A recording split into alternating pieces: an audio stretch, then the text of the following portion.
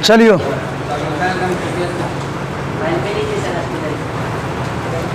आज बहुत खेद के साथ कहना पड़ रहा है कि नेटवर्क प्रॉब्लम के वजह से है ना ऑफलाइन वीडियो देना पड़ रहा है। आप लोग को टेंशन नहीं लेना है ना।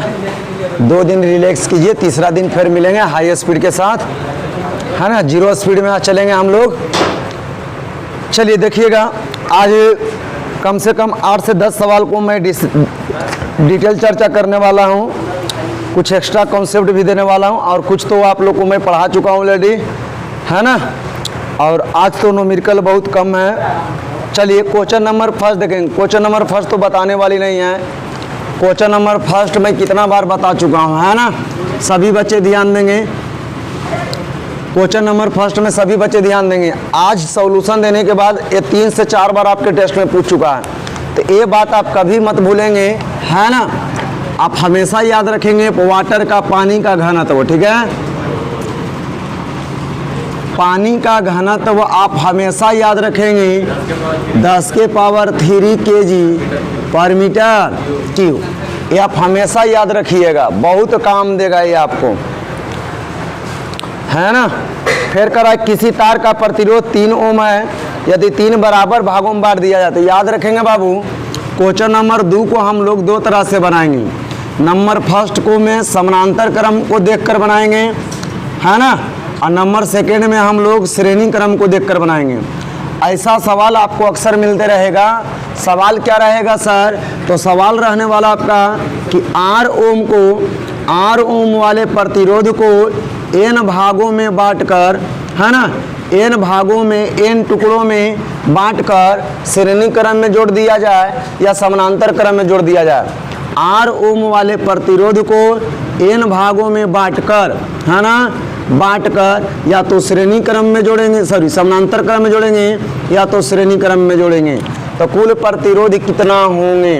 तो अगर समानांतर क्रम से निकालिएगा तो आपको पता होना चाहिए, समानांतर क्रम में हम लोग Rp समझते हैं और श्रेणी क्रम में हम लोग Rs समझते हैं। तो Rp का मान ये दोनों के रिस्पेक्ट में निकालिएगा तो R बटा आपका n हो जाएगा, और ये दोनों के रिस्पेक्ट में Rs निकालिएगा तो n इंटू R हो जाएगा। ये बात आप ध्यान रखेंगे।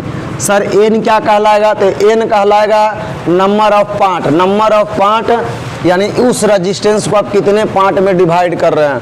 तो ये दोनों फार्मूला आप याद रखेंगे। तो चलिए, R का मान दे दिया गया आपका 3 ओम और n का मान दे दिया गया आपका 3 दे दिया गया है। तो कैलकुलेशन में फार्मूला में रख सकते हैं आप और रख के निकाल लीजिए, है ना। तो आपका आंसर कितना आ जाएगा बताइए, कोई बताएगा? 3/3 कितना आ जाएगा आपका? 1 ओम आ जाएगा।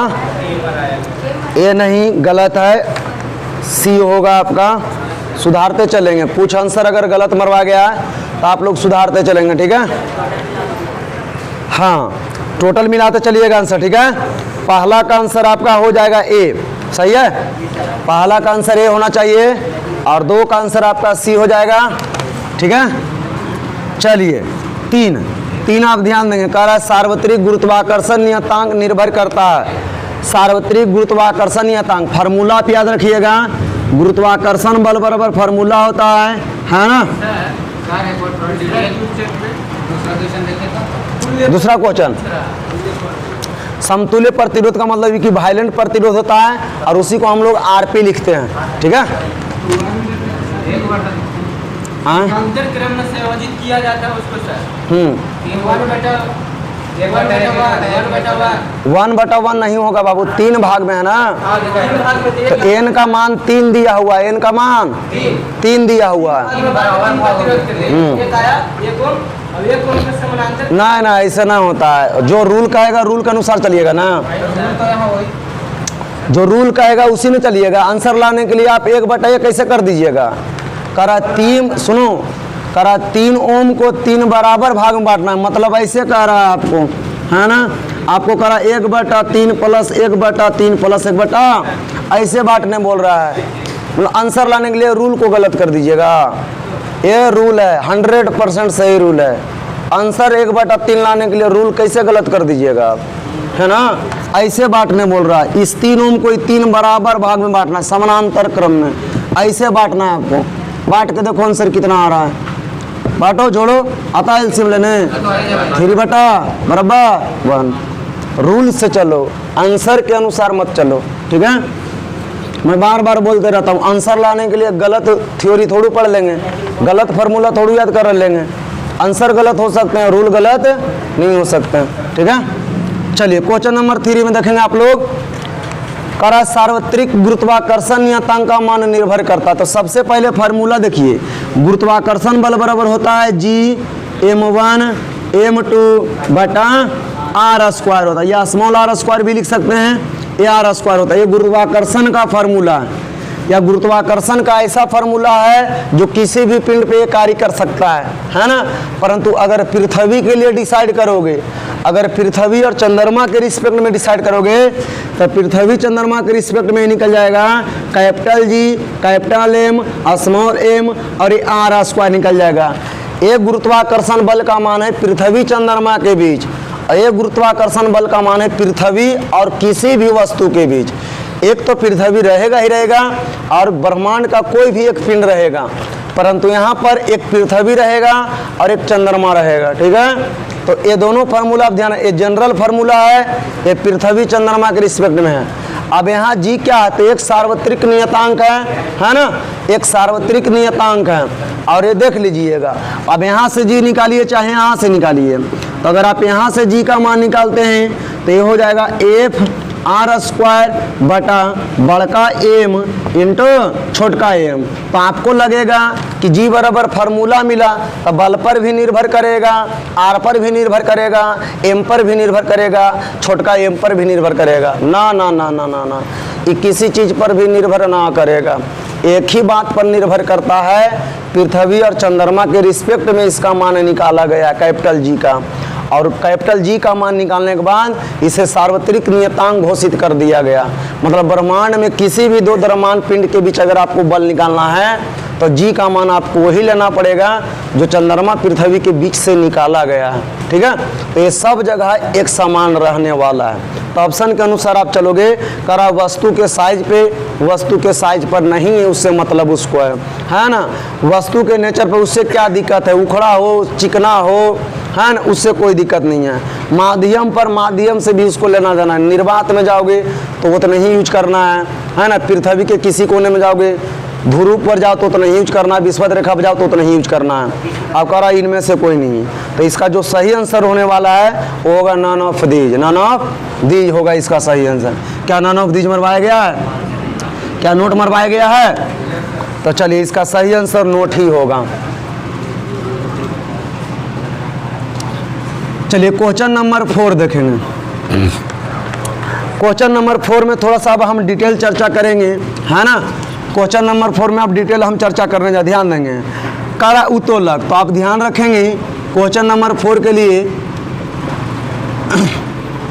उत्तोलक हम लोग 3 प्रकार का उत्तोलक पढ़ते हैं, है ना। एक होता है प्रथम श्रेणी का उत्तोलक, एक होता है द्वितीय श्रेणी का उत्तोलक, और एक होता है तृतीय श्रेणी का उत्तोलक, है ना। तो प्रथम श्रेणी का उत्तोलक का फिगर देख लोगे। प्रथम श्रेणी का उत्तोलक का जो फिगर होता है वो कुछ इस रूप में होता है। हाँ, फलक्रम कहाँ रहेंगे, फलक्रम आपका बीच में, मतलब ऊपर नीचे होने वाला बीच में रहेंगे, है ना। ऊपर नीचे होने वाला ये बीच में रहेगा, और किसी एक किनारे पर मतलब फिगर एक समान बनाइए, उससे कोई दिक्कत नहीं है। फिगर का भी ऊपर नीचे भी करके देता है, तो आप एक समान भी बनाइएगा तो उससे कोई फर्क नहीं पड़ने वाला। मतलब आप सिंपल बनाओ, एक बिंदु यहाँ रखो, एक बिंदु यहाँ रखो, एक बिंदु यहाँ रखो, है ना। फलक्रम होगा बीच में, फलक्रम का मतलब घुमाने वाला बिंदु। और यहाँ पर अगर आप बल लगाइएगा, इफोर्ट लगाइएगा, तो यहाँ पर होगा लोड। एल क्या है सर, तो एल आपका भार है, जिसे कभी कभी डब्लू भी लिखेगा, है ना। एफ क्या है सर, फलक्रम है, जिसे हम लोग आलम बोलते हैं। क्या बोलते हैं, आलम। एफ का मतलब यहाँ बल नहीं समझ जाइएगा। और ई क्या है सर, यह इफोर्ट है ना, आयास है ना। तो ये बात आप याद रखिएगा। तो यह है प्रथम श्रेणी का उत्तोलक। अब देखिए इसी में क्या करेगा, एक जिला नीचे खींच देगा, एक जिला ऊपर खींच देगा, उससे हमको टेंशन नहीं है। बस आपको देखना है कि लोड होता कहाँ है। द्वितीय श्रेणी में भी 3 पॉइंट दिखाइए और बीच में यहाँ पर लोड रहेगा, क्या रहेगा, लोड, और इस किनारे पर रहेगा फलक्रम और इस किनारे पर रहेगा इफोर्ड। तो आपको बीच वाले बिंदु को देखकर चलना है, क्योंकि किसी भी उत्तोलक को डिसाइड किया जाता है उसके सेंटर पॉइंट से, कि वो सेंटर पॉइंट से करना क्या चाह रहा है। तो ये उत्तोलक मूविंग करने का कार्य करता है, ये उत्तोलक लोड उठाने का कार्य करता है, और ये उत्तोलक क्या करेगा, तो आगे देख रहे हैं क्या करेगा। तो चलिए इसका जो फिगर होगा बताइए, लोड आया बीच में, फलक्रम आया बीच में, तो बीच में और कौन बच रहा है, तो इफोर्ड। तो यहाँ पर इफोर्ड आएगा, यहाँ पर फलक्रम रहेगा, यहाँ पर आपका लोड रहेगा, है ना। तो ये फिगर है आपका तृतीय श्रेणी का, यह है आपका द्वितीय श्रेणी का, और यह आपका प्रथम श्रेणी का। और जैसे कि मैंने लिख चुका हूँ कि एल को हम लोग भार कहते हैं, भार को डब्लू भी कहा जा सकता है। तो जहाँ जहाँ एल लिखे वहाँ वहाँ डब्लू भी हो सकता है, उसमें टेंशन नहीं लेना है ना। अब इसके बाद इसका कुछ एग्जाम्पल आपको याद रखना है, क्योंकि आपको एग्जाम्पल भी पूछे जाते हैं। तब प्रथम श्रेणी की एग्जाम्पल अगर आपको याद रखना है तो सबसे पहले आप कैंची ध्यान में रखेंगे, कैंची के साथ तराजू, है ना, तराजू याद रखेंगे, तराजू के साथ पिलास जिसको बोलते हैं, पिलास, सरसी वगैरह सब इसी में आ जाता है, और साइकिल ब्रेक, है ना, साइकिल ब्रेक, है ना। और नहीं समझ में आएगा तो ETC। प्रमुख रूप से 4-3 याद रखेंगे प्रथम श्रेणी के उत्तोलक में। कुछ फिगर आपको साइड में दिख रहा होगा, कैंची का दिख रहा है ना, हाँ। द्वितीय श्रेणी के उत्तोलक में क्या होगा सर, इसमें देखिए, इसमें आप JCB मशीन भी लिख सकते हैं, है ना, JCB होता है ना, JCB मशीन, जिसको हम लोग अपने भाषा में डोजर बोलते हैं ना जी, क्या बोलते हैं, डोजर बोलते हैं। जो नहीं देखते हैं रोड पर मट्टी वगैरह उठाता है, अभी यूपी में जो बुलडोजर चल रहा है योगी जी का, उसी को हम लोग JCB मशीन बोलते हैं, है ना। अब द्वितीय श्रेणी में ध्यान देंगे, द्वितीय श्रेणी का जो एग्जाम्पल होगा इसमें होगा नींबू निचोड़ने वाले मशीन। अब देखिएगा गर्मी के समय में, है ना, शरबत बेचने वाले भैया जी लोग एक छोटा सा काठ का बना रहता है, लोहा का बना रहता है, उसमें आधा नींबू काट के पिचोड़ते हैं, गर जाता है, तो उसी को बोलते हैं नींबू निचोड़ने, है ना, वाले मशीन, नींबू निचोड़ने वाले मशीन। तंबाकू काटने वाले, जिसे गांव देहात में खैनी हम लोग बोलते हैं, है ना, तंबाकू काटने वाले मशीन, हाँ, मशीन। और इसमें हैंडपंप जिसको बोलते हैं, हैंडपंप, चापाकल, है ना, चापाकल, और नाखून काटे वाला नल कटर। और नहीं समझ में आएगा तो इतना ही में ETC कर दीजिएगा, कोई दिक्कत नहीं है। अब इसके लिए एग्जाम्पल देखिएगा, तो 2 एग्जाम्पल बहुत फेमस है।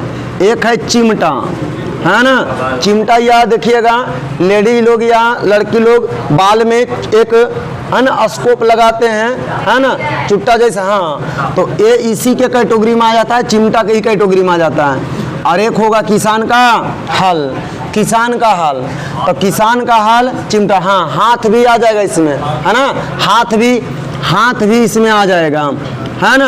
और नहीं समझ में आएगा तो ETC। तो 3 यहाँ याद रख लेंगे, 2-3 यहाँ याद रख लेंगे, 2-3 यहाँ याद रख लेंगे।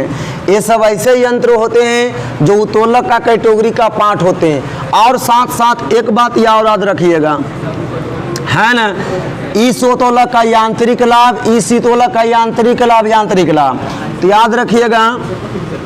इतना मैं चर्चा इसलिए कर रहा हूँ क्योंकि मैं कुछ बैच में पढ़ाया नहीं हूँ, इसीलिए इतना चर्चा कर रहा हूँ। तो यांत्रिक लाभ, तो इस उत्तोलक का जो यांत्रिक लाभ होगा वो 1 से बड़ा, है ना, मतलब तीनों लिख दीजिए, है ना, 1 से बड़ा, कौमा 1 से छोटा, और तथा 1 के बराबर, तीनों होता है। इसमें चलिएगा तो इसमें यांत्रिक लाभ, हाँ, इसमें यांत्रिक लाभ हमेशा क्या होगा, हमेशा लिख सकते हैं, हमेशा 1 से बड़ा होता है, और इसमें चलिएगा तो इस उत्तोलक का जो यांत्रिक लाभ होता है, वो हमेशा 1 से छोटा होता है। ये तो लैंग्वेज में मैंने लिखाया, परंतु एग्जाम में आपको सिंबल में करके पूछेगा कि बता द्वितीय श्रेणी का यांत्रिक लाभ क्या होता है। 4 गो सिंबल फॉर्म में दिल रहेगा, कैसे सेलेक्ट करोगे। तो चलो देखो, यांत्रिक लाभ को हम लोग मैकेनिकल एडवांटेज बोलते हैं। एम फॉर मैकेनिकल मतलब यांत्रिक, ए फॉर एडवांटेज मतलब लाभ। तो mechanical advantage greater than equal than 1 and mechanical advantage less than equal than 1। तो ये हो जाएगा सिंबल फॉर्म में, है ना। यहाँ पर चलोगे तो मैकेनिकल एडवांटेज ग्रेटर देन 1, और यहाँ चलोगे तो मैकेनिकल एडवांटेज लेस देन 1। अब ध्यान दोगे सर मैकेनिकल एडवांटेज क्या होता है, तो साइड में देखोगे मैकेनिकल एडवांटेज बराबर फार्मूला होता है लोड अपॉन इफोर्ट होता है ना, लोड अपॉन इफोर्ट। तो जहाँ एल बड़ा होगा ई से, वहाँ पर 1 से ई बड़ा होगा। जहाँ एल का मान छोटा होगा ई से, वहाँ पर ये 1 से कम होगा, और जहाँ दोनों बराबर होगा वहाँ पर वो 1 होगा। तो कभी कभी और घुमा देगा। कैसे घुमा देगा सर, तो पूछेगा कि द्वितीय श्रेणी का यांत्रिक लाभ 1 से बड़ा कब होता है, 1 से बड़ा कब होता है। तो 1 से बड़ा होने के लिए, 1 से बड़ा होने के लिए एल को ग्रेटर देन ई होना पड़ेगा। 1 से छोटा होने के लिए एल को लेस देन ई होना पड़ेगा, और 1 से बड़ा 1 से छोटा 1 के बराबर होने के लिए ये दोनों के साथ साथ 3 होना पड़ेगा। मतलब एल ग्रेटर देन ई भी होना पड़ेगा, एल लेस देन ई भी होना पड़ेगा, और एल बराबर ई भी होना पड़ेगा। मतलब ये 3 होना पड़ेगा। तो कभी कंडीशन पूछेगा कि क्यों 1 से बड़ा होता है, और 4 ऑप्शन इस तरह से देगा। तो ये सब आप ध्यान रखेंगे, है ना। चलिए, ये था आपका उत्तोलक। अब देख लीजिए क्या पूछा, एक फिगर दिया गया है। अब फिगर से आपको पहचानना है कि कौन श्रेणी का उत्तोलक है। तो चलिए देखिए, बीच वाला हम आपको बताएं कि बीच वाले बिंदु से पहचान होता है उत्तोलक का, किनारे वाला बिंदु से नहीं। क्योंकि किनारे वाला बिंदु चेंज कर सकता है, इधर आ सकता है, उधर जा सकता है, परंतु बीच वाला बीच में ही रहेगा। इसीलिए उत्तोलक का पहचान बीच वाले बिंदु से आपको करना है। तो चलिए, बीच में देखिए कह रहा है वह भार है, डब्लू का मतलब क्या, भार है। तो बीच में भार कौन फिगर में दिख रहा है, बता, द्वितीय में ना। तो हो जाएगा द्वितीय श्रेणी का उत्तोलक हो जाएगा। चलिए, उसके बाद देखिए क्वेश्चन नंबर 5। क्वेश्चन नंबर 5 भी इसी पर है, उत्तोलक से ही सवाल है। तो चलिए उसको भी थोड़ा सा डिस्कस कर देते हैं।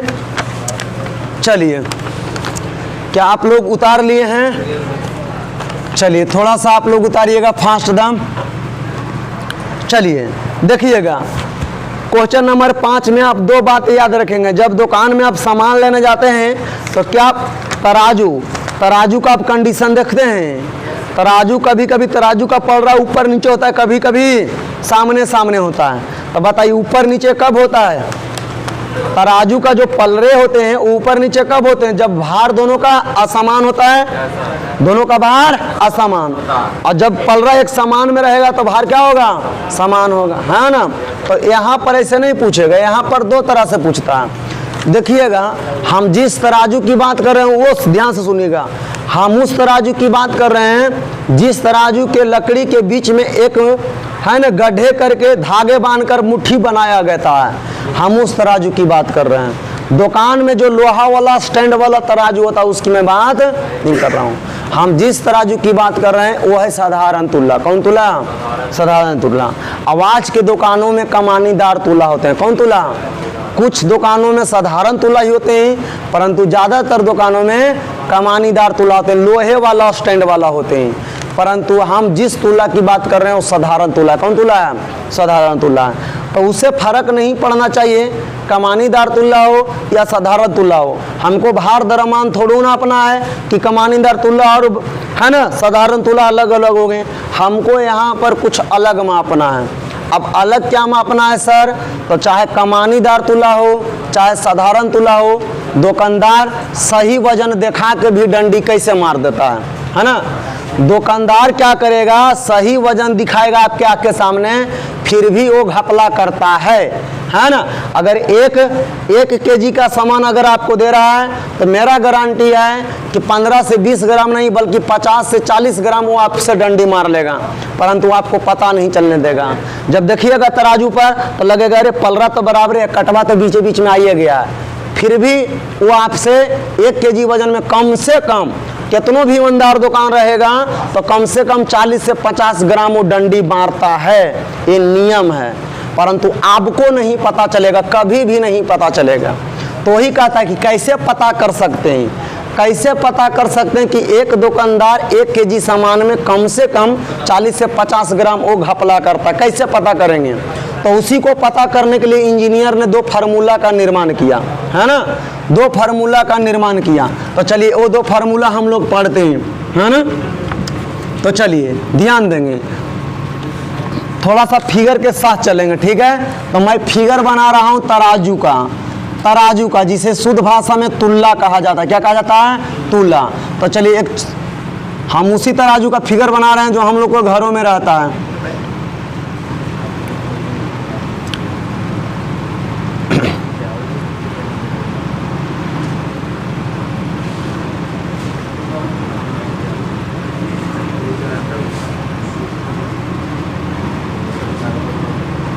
एक नहीं रहता बाबू, हम लोग के घरों में इसी तरह का न रहता है ना। चलिए अब ध्यान देंगे, ये है बीचों बीच में बिंदु, तो ये होगा भुजा और ये भी होगा भुजा, ये दोनों भुजा। आप ध्यान देंगे, अगर किसी भी तराजू में अगर ये भुजाएं बराबर होंगे तो ये दोनों असमान होंगे, और अगर ये दोनों बराबर होंगे तो भुजा असमान होंगे। मतलब सवाल आपका 2 तरह से पूछे जाते हैं। अब ध्यान देंगे, इसे बोला जाता है तुल्ला का भुजा।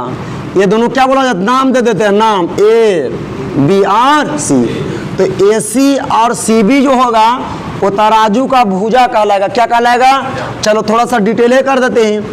AC या है ना BC, देखो छोटका CC लिख रहा है ना, चलो AC एवं BC ये दोनों आपका कहलाएगा तराजू का भुजा कहलाएगा ये। और यहाँ पर देखिएगा, ये है W1 और ये है W2, तो W1 या W2 ये कहलाएगा तराजू का भार, तराजू का ये भार होगा। हाँ क्या? हाँ पलरा भी बोल सकते हैं। तराजू को हम लोग तराजू इसलिए बोल रहे हैं, तुला इसलिए बोल रहे हैं क्योंकि इसे हम लोग पलरा बोलते हैं। क्या बोलते हैं? तो आप ये भी लिख सकते हैं कि ये पलरा का भार है। किसका भार है? पलरा का भार है ना। अब यहाँ से सवाल नंबर फर्स्ट पूछता है, जैसे आपके क्वेश्चन में 5 में पूछा है कि बताइए जब तुला का भुजा बराबर ना हो, तुला को ही तराजू बोलते हैं, मतलब भुजा बराबर ना हो, मतलब AC बराबर BC ना हो। तो अगर भुजा बराबर नहीं रहेगा, तो हम अभी बताएं कि अगर भुजा बराबर नहीं रहेगा तो कोची बराबर रहेगा? पलरा बराबर रहेगा। कोची? पलरा बराबर रहेगा। ये जो दोनों लटका हुआ है बबुआ, ये दोनों जो लटका हुआ है थारी जैसा, उसको क्या बोलते हैं हम लोग? पलड़ा बोलते हैं। क्या बोलते हैं? पलड़ा बोलते हैं। तो अगर तराजू का भुजा बराबर नहीं रहेगा तो क्या बराबर रहेगा? पलरा बराबर रहेगा, है ना। और अगर पलरा बराबर नहीं रहेगा तो क्या बराबर रहेगा? भुजा बराबर रहेगा। तो सवाल एक ही सवाल को 3-4 तरह से पूछेगा। पहला पूछेगा कि बताइए जब भुजा बराबर ना हो, अर्थात बताओ भुजा बराबर ना हो अर्थात, हाँ कोची बराबर हो? पलड़ा बराबर हो। हिंदी और पटांग जैसा है नहीं, पलड़ा बराबर हो, है ना।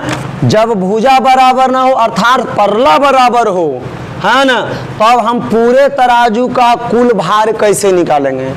पूरे तराजू का कुल भार हम तो याद रखोगे, टोटल भार बराबर हम लोग फिर निकालते हैं square root of W1 into W, ये 2 के माध्यम से निकालते हैं। अब दूसरा पॉइंट वह कहता है कि जब है ना भुजा बराबर हो, तो बता भुजा बराबर हो अर्थात, हाँ अर्थात पलड़ा बराबर ना हो, बराबर ना हो।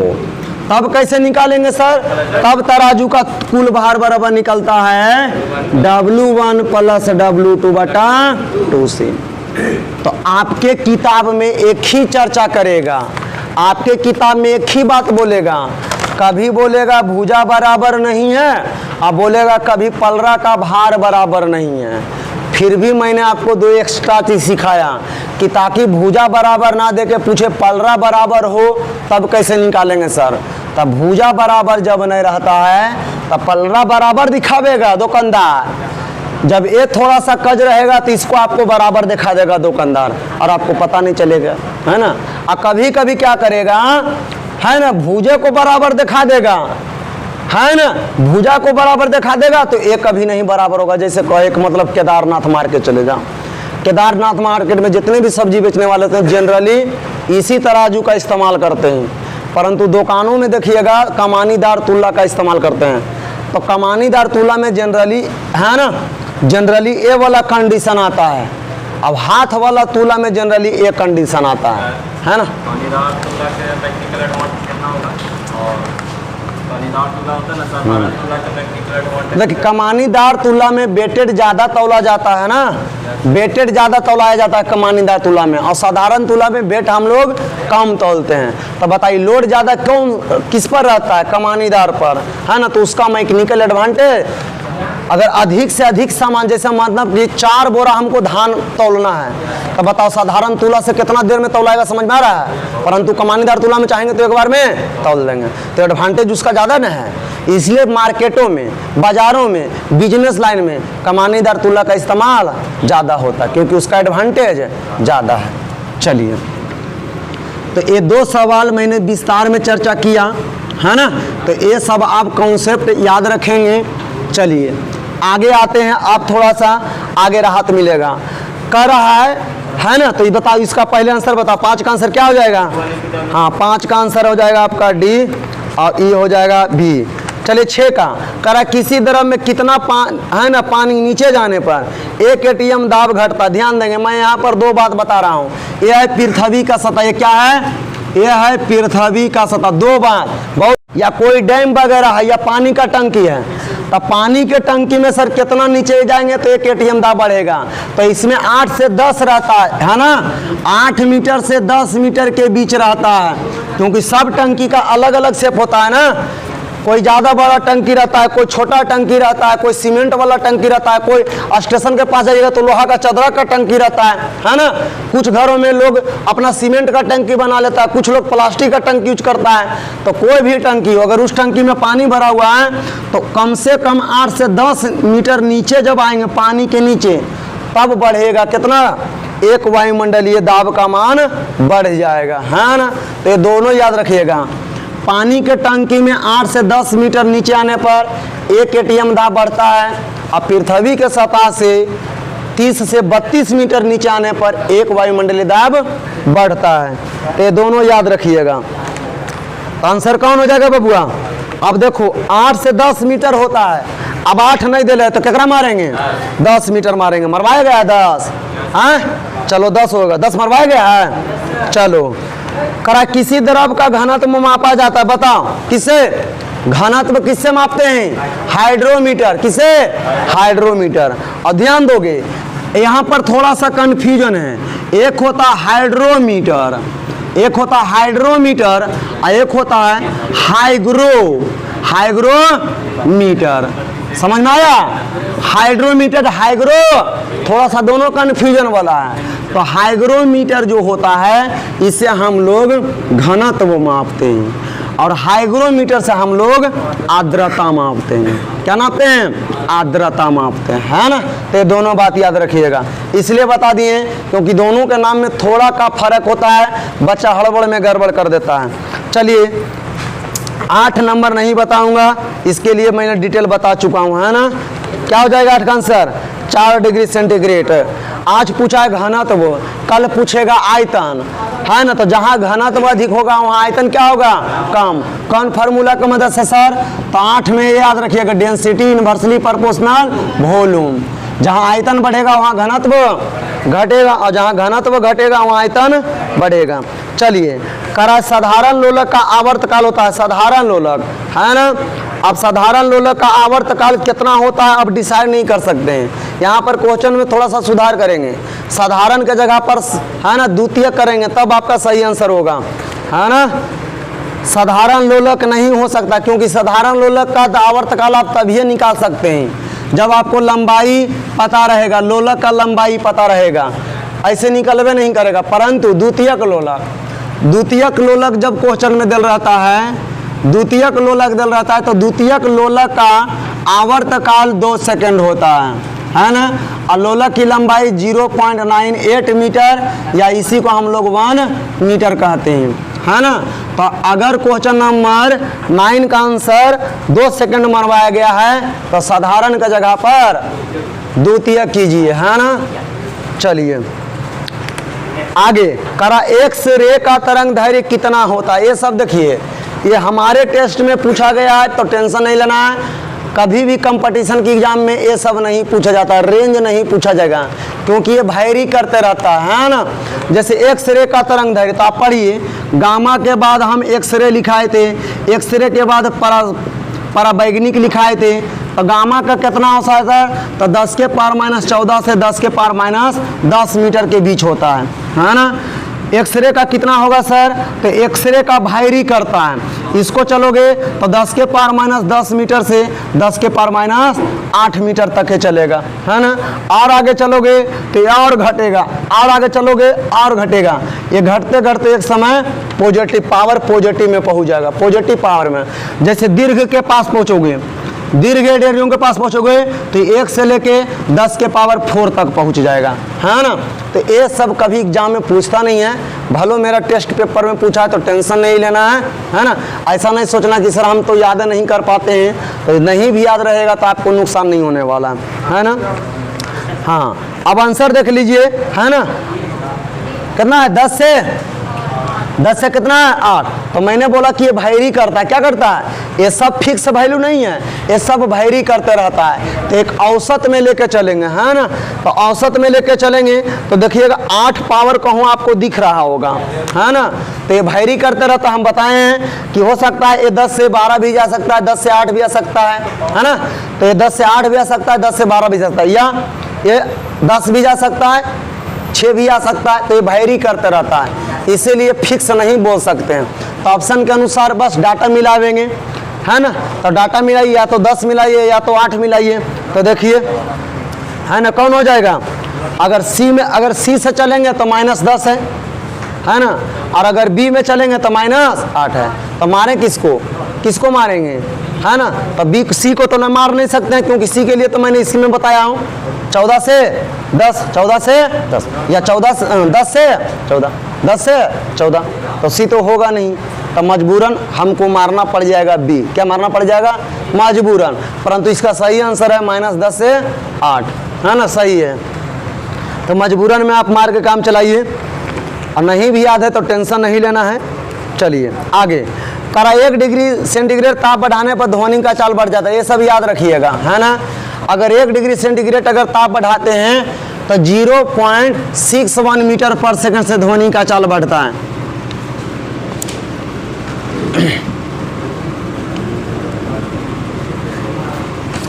अगर आप 1 डिग्री सेंटीग्रेड ताप बढ़ाते हैं, अगर बढ़ाते हैं तो ध्वनि का चाल, है ना, ध्वनि का चाल जो होगा वो 0.61 मीटर पर सेकेंड से क्या हो जाएगा, बढ़ जाता है। ये याद रखिएगा, जब बढ़ जाएगा तो इसका फार्मूला निकलेगा, स्पीड ऑफ साउंड बराबर 332 प्लस 0.61 गुने टी। ठीक है। अब टी क्या है सर, टी क्या है, तो टी है आपका तापमान। टी क्या है, तापमान। तो आज बोला 1 डिग्री सेंटीग्रेड ताप बढ़ाते हैं, हो सकता है आने वाला टेस्ट में पूछ देगा कि 10 डिग्री सेंटीग्रेड ताप बढ़ावेंगे तो ध्वनि का चाल कितना बढ़ेगा। तो उसके लिए फार्मूला याद रखिएगा, कुछ नहीं करना है, 0.68 10 से गुना करके 332 में जोड़ देना है। चलिए आगे, करा प्रसर्व तरंग की आवृत्ति कितनी होगी। पिछले सॉल्यूशन में मैं बता चुका हूँ, है ना, 20,000 से अधिक होगा। 20,000 हर्ट्ज से अधिक होता है प्रसर्व तरंग का आवृत्ति, है ना। क्वेश्चन नंबर 13 करा यदि दाब स्थिर रखकर ताप 1 डिग्री सेंटीग्रेड बढ़ा दिया जाए तो आयतन कितना भाग बढ़ जाएगा। दाब स्थिर, आपको केमिस्ट्री में 3 गो लॉ पढ़ाया गया होगा, चांस लॉ, बॉयल्स लॉ, है ना, एवोगाड्रो लॉ, गैलुसार लॉ। तब बताओ किस लॉ में दाब को कांस्टेंट रखा जाता है, बताओ किसके नियम में दाब को कांस्टेंट रखा जाता है। बॉयल्स लॉ में। किसमें? बॉयल्स लॉ में। तो बताइए बॉयल्स लॉ में अगर हम प्रेशर को कांस्टेंट करेंगे तब बताओ क्या फार्मूला होता है, किसके किसके बीच रिलेशन होता है, बताओ। अगर दाब कांस्टेंट रहेगा तो बताओ भी किसके अनुसार होगा, बताओ। भी डायरेक्टली प्रोपोर्शनल क्या होगा, टी। भी डायरेक्टली प्रोपोर्शनल टी होगा, क्या होगा जी, टी होगा। तो बताइए दाब को हम कांस्टेंट रखे हैं तो भी डायरेक्टली प्रोपोर्शनल टी होगा। तो यहाँ से निकालिएगा इक्वेशन, तो इक्वेशन निकालिएगा तो V1 बटा T1 बराबर V2 बटा क्या निकलेगा, T2। जाति जाति को एक दिन लाइएगा तो V1 बटा V2 बराबर T1 बटा T2 होगा। T1 बटा, आप ध्यान देंगे बनाएंगे इसको कैसे सर, तो चलो देखो कैसे बनाना है इसको। करा 1 डिग्री सेंटीग्रेड ताप बढ़ा दिया गया, 1 डिग्री सेंटीग्रेड बढ़ा रहे हैं, तो बताओ 1 डिग्री सेंटीग्रेड बढ़ाएंगे तो कर रहा है आयतन कितना बढ़ जाएगा, आयतन कितना बढ़ेगा। तब बताओ ऐसे समझो, अगर T1 को आप 0 डिग्री सेंटीग्रेड मान के चलते हैं तो 0 डिग्री सेंटीग्रेड से T2 कितना बढ़ रहा है, 1 डिग्री सेंटीग्रेड।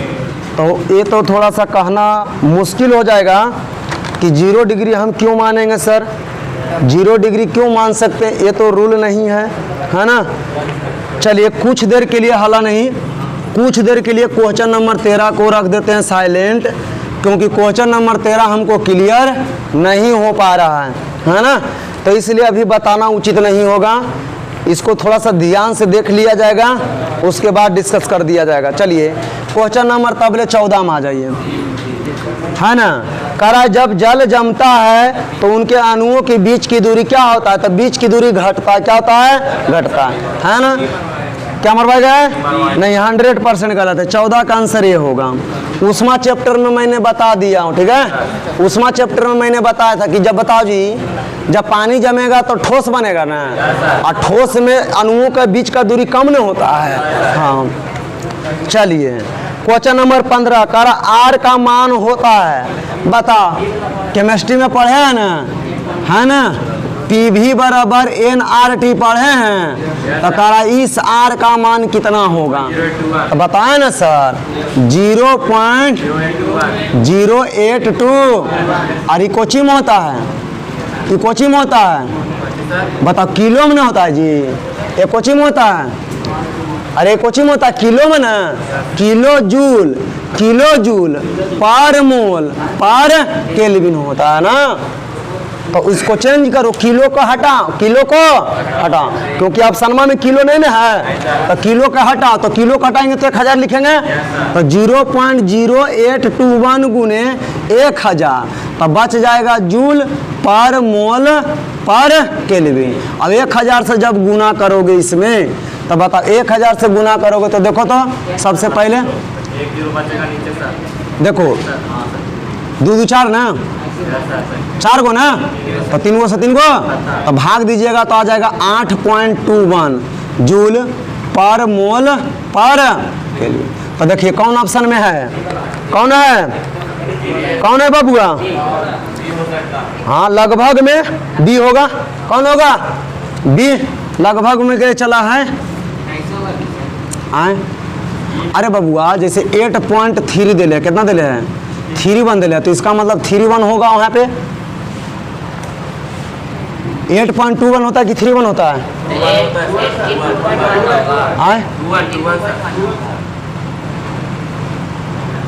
8.21 ही होता ना, तो 8.21 ही होगा ना यहाँ पे।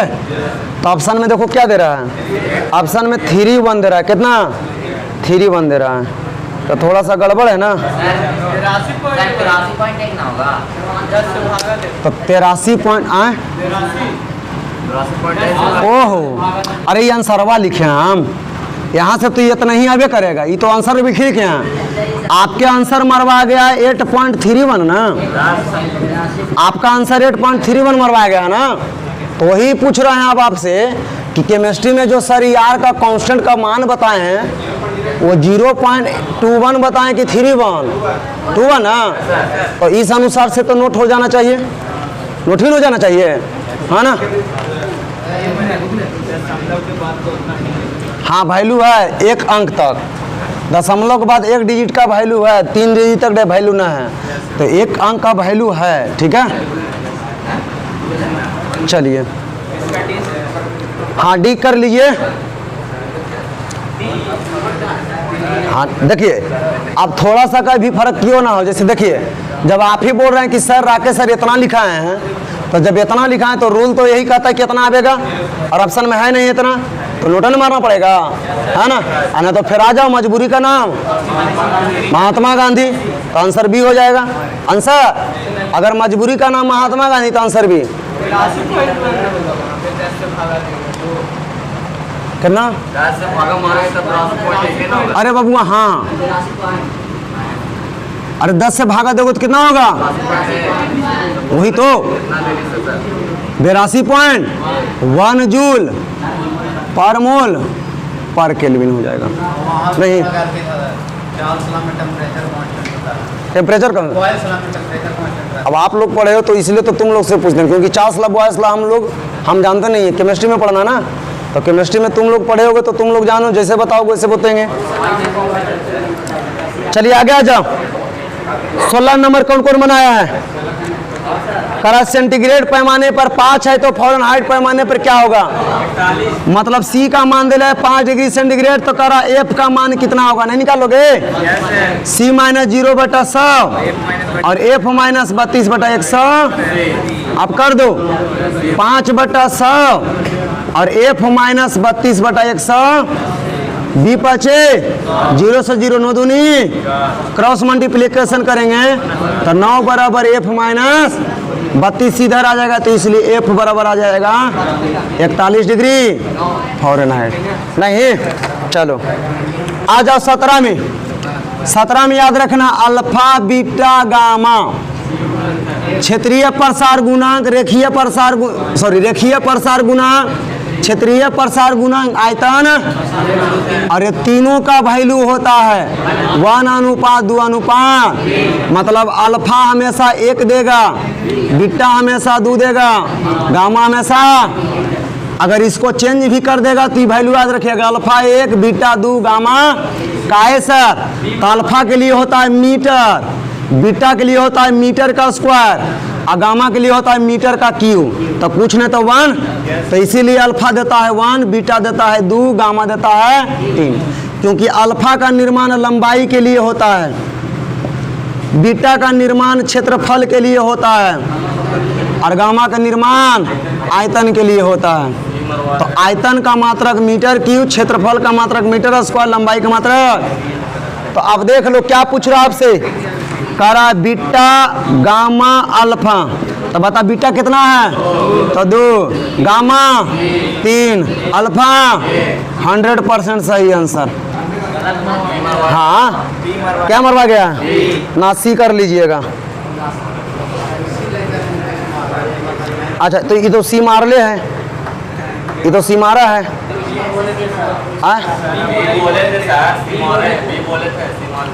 ओ नहीं सी होगा आंसर। चलो आ जा, करा फ़ारेनहाइट तथा सेल्सियस पैमाने में एकक खानों का अनुपात बताया था ना, एकक खानों का अनुपात, एकक खान किसको बोलते हैं, ऊपर वाले को ना, तो बता सेल्सियस और फ़ारेनहाइट है, तो एफ माइनस 32/180 और सी माइनस 0 बटा, तो इसी को बोलते हैं एक खान ना, और इसी को बोलते हैं एक खान बोलते हैं पूरे को। तो चलो ला दो, पहले को चाहिए फ़ारेनहाइट, तो एफ माइनस 32 बटा, इसको नीचे ला तो C माइनस 0 और उसको ऊपर भेज दो तो 180/100, 0 से 0 9 दूनी 5 दूनी, तो बता कितना आ जाएगा 9 अनुपात 5 आंसर। चलो करा दो वस्तुओं के उष्मा का परिवहन निर्भर करता किस पर, तापांतर पर। हाँ, जितना ज़्यादा टेम्परेचर वेरी करेगा उतना ज़्यादा हीट का ट्रांसफॉर्मेशन होगा। चलो 20 बनाए हो, 20 बहुत अच्छा सवाल था 20।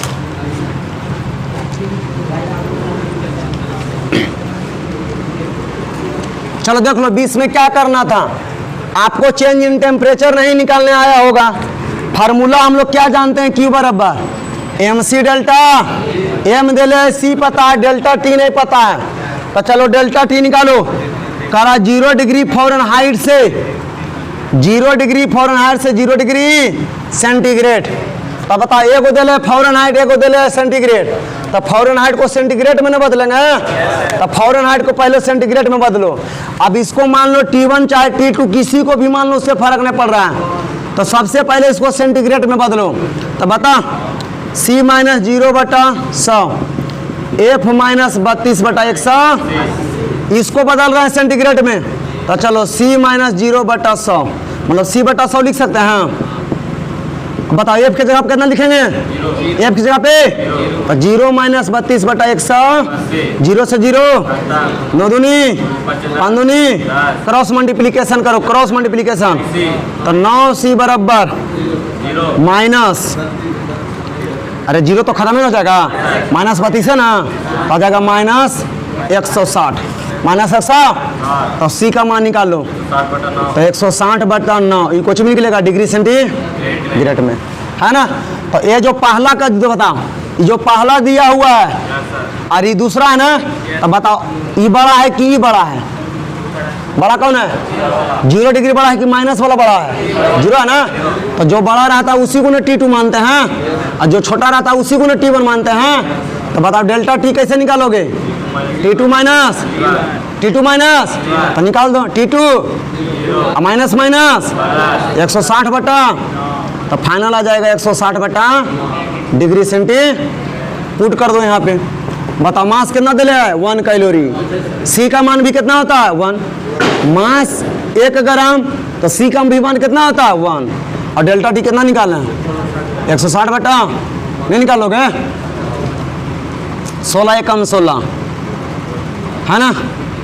बताओ 16 एकम 9 एकम 9, अब बचेगा 7 70, 9 7 63, फिर बचेगा 7 9 7 63 है ना, फिर बचेगा 7, ये बढ़ते चल जाएगा, इतना कैलोरी हो जाएगा, है ना, 17.17 कैलोरी हो जाएगा आंसर। मरवा गया है, चलो सही है। चलो 6 21 भी बताना पड़ेगा, अरे 21 भी बताना पड़ेगा, चला बताओ कितना होगा 21। करा 6 फीट के व्यक्ति का पूरा प्रतिबिंब देखने के लिए न्यूनतम कितना लंबाई का दर्पण होना चाहिए, आधा, न्यूनतम कितना आधा, मतलब 3 फीट। चलो 22 भी बताना पड़ेगा, 22, अरे 2 मीटर से दौड़ेंगे तो प्रतिबिंब कितना दौड़ेगा 4 से। चलो 23 भी बताना पड़ेगा, समानांतर के बीच अनंत, काहे अनंत, क्योंकि कोण का मान 0 डिग्री, समानांतर दर्पण के बीच थीटा 0 होता है, तो थीटा 0 होता है तो प्रतिबिंब कितना हो जाएगा अनंत हो जाएगा। चलिए 24 भी बताना पड़ेगा, कितना होता है 4/3, उसी को बोलते हैं 1 पॉइंट, उसी को कितना बोलते हैं 1.33 बोलते हैं। चलो आगे आ जाओ।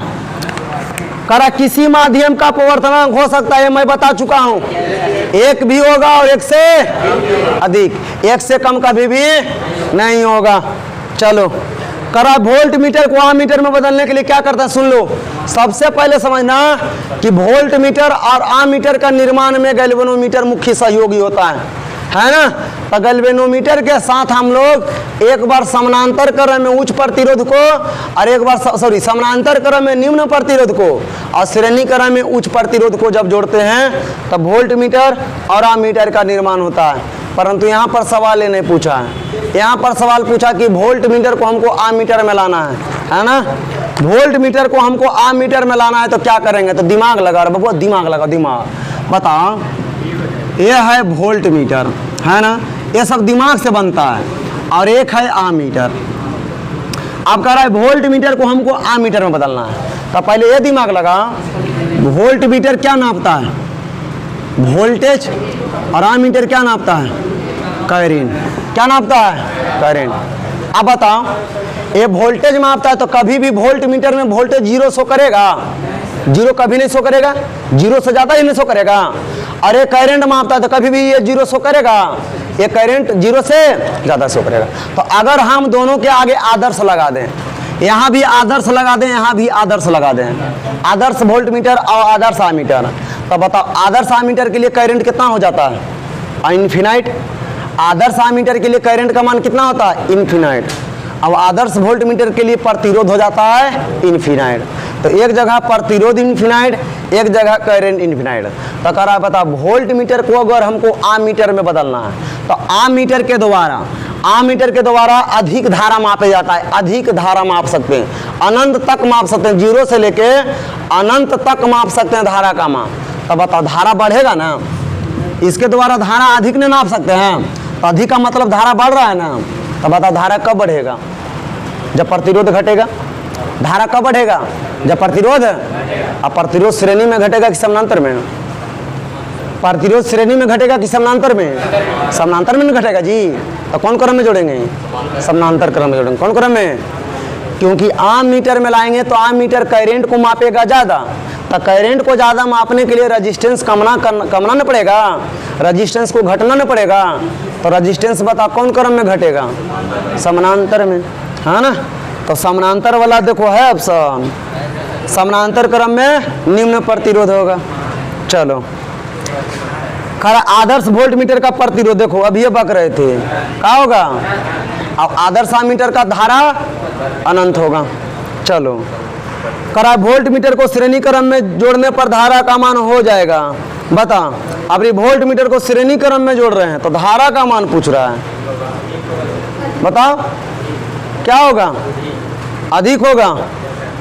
अरे बाबू सुनो, करा वोल्ट मीटर को श्रेणी क्रम में जोड़ने पर धारा का मान क्या होगा? धारा का मान। तो सोचो, अब इसको समानांतर क्रम में जोड़ रहे हैं, अब बता वोल्ट मीटर धारा नापता है। अरे वोल्ट मीटर धारा नापता है। अब करा, इस वोल्ट मीटर को हमको श्रेणी क्रम में रखना, कौन क्रम में? तब बता, वोल्ट मीटर को हम लोग समानांतर क्रम में जोड़ते हैं। कौन क्रम में? समानांतर क्रम इसलिए जोड़ते हैं कि ताकि सभी जगह ये वोल्टेज को सेम नापे, सभी जगह ये वोल्टेज को सेम नापेगा। पंखा के पास भी 220 नापेगा, ट्यूबलाइट के पास भी 220 नापेगा, कूलर के पास भी 220 नापेगा, हाइड्रोजन के पास भी 220 नापेगा। इसीलिए समानांतर क्रम में वोल्ट मीटर का प्रयोग करते हैं कि समानांतर क्रम में जितने भी यंत्र जुड़े रहेंगे सब जगह ये वोल्ट मीटर सेम वोल्टेज को नापेगा। परंतु बताओ, अगर उसे श्रेणी में लगा देंगे तो सेम वोल्टेज नापेगा? फिर सेम वोल्टेज नाप पाएगा? नहीं नापेगा। कहाँ ज़्यादा नाप देगा, कहाँ कम नाप देगा। कहेगा कैसे सर? तो दीपावली में गेटवा के पास रंग बिरंगी बल्ब लटकाए हैं, झलरी बल्ब। तो झलरी बल्ब में देखते हैं कोई बल्बा ज़्यादा तेज जलता है, कोई बल्बा कम तेज जलता है, देखे हो? तो जो ज़्यादा तेज जलता है उसमें वोल्टेज ज़्यादा नहीं जाता है जी, और जो कम तेज जलता है उसमें वोल्टेज कम नहीं जाता है, क्योंकि सब कौन क्रम में रहता है? श्रेणी क्रम में। तो बताओ, अगर इसको श्रेणी क्रम में लाएंगे तो वोल्टेज कमा नहीं देगा जी। तो बताओ, वोल्टेज कमा देगा, इसका मतलब धारा बढ़ा नहीं देगा जी। अगर वोल्टेज कमेगा तो धारा क्या होगा? बढ़ेगा कि कमेगा? अब यहाँ पर कन्फ्यूजन है। कन्फ्यूजन क्या है सर? तो अगर आप ओम्स लॉ पढ़े होंगे 10वां में, अगर आपने ओम्स लॉ पढ़ा 10वां में, तो ओम्स लॉ क्या कहता है? भी डायरेक्टली प्रोपोर्शनल, मतलब वोल्टेज बढ़ेगा तो करंट भी, वोल्टेज बढ़ेगा तो करंट भी, अब वोल्टेज घटेगा तो करंट भी। परंतु हम लोग ओपन सर्किट पढ़ रहे हैं। कौन सर्किट? सॉरी, क्लोज सर्किट में है। घरेलू परिपथ में ओपन सर्किट और क्लोज सर्किट दोनों में होता है जी। घरेलू परिपथ में ओपन सर्किट और क्लोज सर्किट दोनों होता है। ओपन सर्किट सर, तो देखो अभी पीछे वाला 3 गो पंखा बंद है, तब बताओ उसका सर्किट अभी क्या है? 3 पंखा बंद है तो उसका सर्किट क्या है, ओपन की क्लोज? ओपन है। क्या है? ओपन। अब देखो 1 पंखा 2 पंखा 3 पंखा चल रहा है तो इसका सर्किट क्या है? क्लोज। क्योंकि क्लोज सर्किट में धारा का प्रवाह होता है, ओपन सर्किट में धारा का प्रवाह। ये दोनों सर्किट हमारे परिपथ में पाया जाता है ना, ये दोनों सर्किट हमारे परिपथ में। तब बताओ जब ये आवेगा श्रेणी क्रम में तो कहाँ पर वोल्टेज ज़्यादा नापेगा, कहाँ पर वोल्टेज कम नापेगा? तब बताओ श्रेणी क्रम में जोड़ेंगे, कहना गया क्वेश्चन, हाँ श्रेणी क्रम में जोड़ेंगे तो करा धारा का मान हो जाएगा। अब क्या हो जाएगा? अब कन्फर्म बोलना मुश्किल है क्योंकि ये वोल्ट मीटर जब श्रेणी क्रम में आएगा तो कहाँ ज़्यादा वोल्टेज नाप देगा, कहाँ कम। तो जहाँ ज़्यादा वोल्टेज नापेगा वहाँ करंट भी ज़्यादा नाप देगा, और जहाँ कम वोल्टेज नापेगा वहाँ करंट भी। परंतु मैं आपको बता दूं जनरली केसेस में, सुन लो, अगर आप किताब पढ़ते हैं हल्का फुल्का तो किताब पढ़ लिया करना थोड़ा बहुत। किताब में साफ साफ लिखता है कि सामान्यता का मतलब जनरली जब वोल्ट मीटर को श्रेणी क्रम में जोड़ते हैं तो जनरली हाई वोल्टेज को ही मापने का कार्य करता है। कौन वोल्टेज को? हाई वोल्टेज को मापने का कार्य करेगा, है ना। जनरली ये हाई वोल्टेज को ही मापने का कार्य करता है। तो बताओ हाई वोल्टेज को मापेगा तो करंट भी क्या हो जाएगा? हाई हो जाएगा, है ना। किताब थोड़ा बहुत पढ़ा कीजिए, है ना। तो जब वोल्ट मीटर श्रेणी क्रम में आएगा तो जनरली 100 में 98% केसेस में हाई वोल्टेज का मापने का काम करता है और 2% में लो वोल्टेज को मापेगा। तो बताओ क्या हो जाएगा इसका आंसर? हाँ ए हो जाएगा। क्या हो जाएगा? ए। चलो करा विद्युत वाहक बल का एसआई मात्रक क्या होगा ये भी बताना पड़ेगा। विद्युत वाहक बल जिसे हम लोग क्या बोलते हैं? ईएमएफ, क्या बोलते हैं? और यह एक प्रकार का वोल्टेज होता है। क्या होता है? वोल्टेज। और ये किसका वोल्टेज होता है? तो बैटरी या सेल। तो किसी सेल या बैटरी से जो वोल्टेज निकलता है उसी वोल्टेज को क्या बोलते हैं? ईएमएफ बोलते हैं। तो बता वोल्टेज है तो वोल्टेज का मात्रक क्या होता है? वोल्ट होता है। चलिए 30 नंबर, अगर मेरा पिछला सॉल्यूशन देखे होंगे तो लॉजिक बताए थे, है ना। एक बताए थे संवेग में परिवर्तन, और एक बताए थे संवेग में परिवर्तन की दर, है ना। तो संवेग में परिवर्तन क्या कहलाता है सर, और संवेग में परिवर्तन का दर क्या कहलाता है? तो हम बताए थे कि सेंटेंस लंबा रहेगा तो आंसर छोटा होगा, और सेंटेंस छोटा रहेगा तो आंसर बड़ा होगा, है ना। तो संवेग में परिवर्तन आवेग कहलाता है और संवेग में परिवर्तन की दर बल कहलाता है ना। और आवेग का मतलब होता है केजी मीटर पर सेकेंड, और बल का मतलब होता है केजी मीटर पर सेकेंड स्क्वायर होता है। ठीक है, तो ये आप याद रखिएगा। चलिए हो गया सेवा समाप्त। ठीक है, चलिए आएंगे राकेश सर आएंगे, देखो तो।